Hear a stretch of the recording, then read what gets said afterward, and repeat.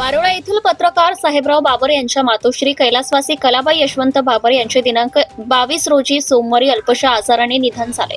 त्यांच्या आत्म्यास शांती लाभो यासाठी आज दिनांक 25 डिसेंबर रोजी गुरुवारी आरती कलश कपिलेश्वर महादेव मंदिर नेम मुडावद येथील पांजरा नदी तापी नदीमध्ये अर्पण केले.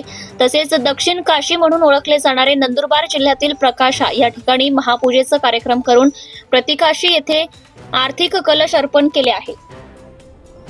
यावेळी संपूर्ण बाबर परिवार उपस्थित होते. कारण असे की दक्षिण काशी किंवा प्रतिकाशी म्हणून ओळखले जाते, कारण त्या ठिकाणी तापी आणि गोमय नदी संगमावर केदारेश्वर मंदिर आहे, जे काशी इतकेच पवित्र मानले जाते आणि शहादा तालुक्यातील तापी नदीच्या काठावर बसलेले प्रकाश आहे.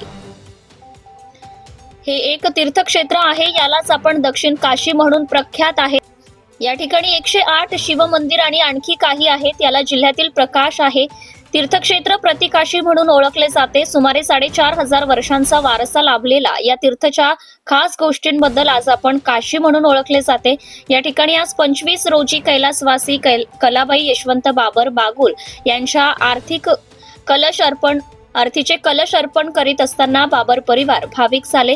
तसेच आईसाहेब कलामाई यांच्या आत्म्याला शांती लाभो हीच प्रभूचरणी प्रार्थना करते.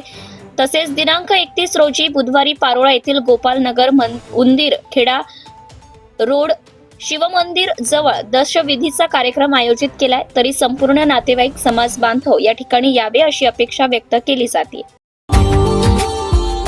Subscribe now and press the bell icon.